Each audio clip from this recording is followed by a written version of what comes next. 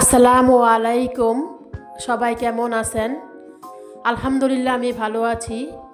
শীত চলে এসেছে, এখনই বানিয়ে নেন ঝটপট মূলা ভর্তা। গরম গরম ভাতের সাথে এরকম একটা ভর্তা হলে অন্য কিছু আর লাগবে না ভাত খাওয়ার জন্য। এটা বানানোর জন্য আমি এখানে 2টা মূলা কুচি করে কেটে ধুয়ে নিয়েছি।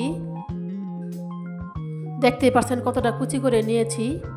এবার এখানে দিয়ে দিব সামান্য একটু সরিষার তেল।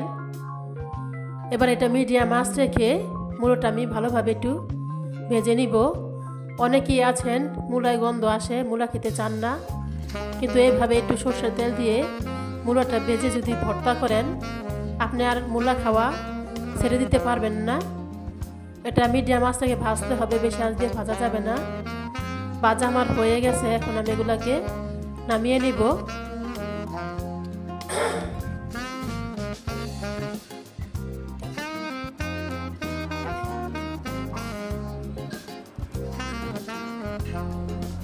এখন এর মধ্যে আর একটু সরষের তেল দিয়ে দিয়েছিলাম।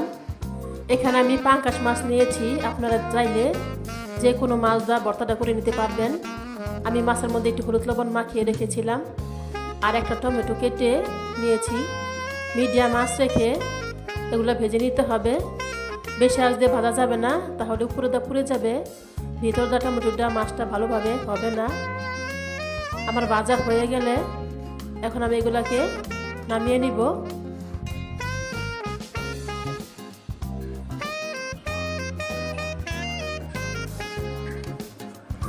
এখানে আমি আর কোনো তেল ব্যবহার করব না। একই প্যানে দিয়ে দিলাম 4টা বড় রসুনের কোয়া, দিয়ে দিলাম কিছু শুকনো মরিচ। আপনারা চাইলে ছোট রসুন দেওয়া করে নিতে পারবেন। যারা শুকনো মরিচ খান না তারা কাঁচামরিচ দিয়ে করে নেবেন, আর ঝালের পরিমাণটা যার যার পছন্দ অনুযায়ী দিয়ে নেবেন।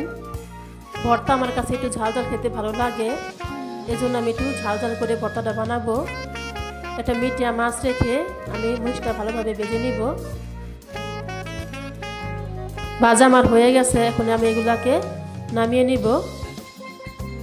ভর্তা করার জন্য এখন আমি নিয়ে নিলাম ভাজা শুকনো মরিচ, আর দিয়ে দিব এখন স্বাদ মতো লবণ। মরিচ লবণটা ভালো করে মেখে গুঁড়ো করে নিতে হবে। পেঁয়াজের সাথে মাখলে মরিচটা নিয়ে যায়, ভালোভাবে ভর্তাটা খেতে ভালো হয় না। গুঁড়ো হয়ে গেলে এখন আমি এগুলাকে এক সাইডে রেখে দিব। এবার আমি মাছগুলো বেছে নিব। পাঙ্গাস মাছে এমনি কাটা কম থাকে, তারপরে একটু ভালোভাবে বেছে নিতে হবে, তা না হলে মুখে কাটা লাগবে, খেতে ভালো লাগবে না।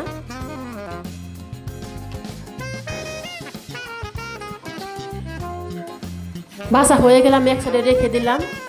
এবার পেঁয়াজ মরিচ ধনে পাতার কুচি একসাথে ভালোভাবে মাখিয়ে নিব। মাখা হয়ে গেলে আমি দিয়ে দিব এখন রসুনের কোয়া। রসুনের কোয়াগুলো দিলে ভর্তাটা খেতে খুবই ভালো লাগে। এবার সবগুলো একসাথে মাখিয়ে নিলাম।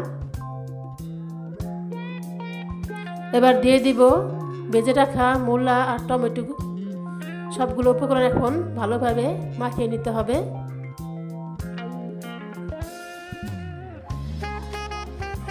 মাখা আমার হয়ে গেলে এখন এর মধ্যে দিয়ে দিব আমি কিছু সরিষার তেল।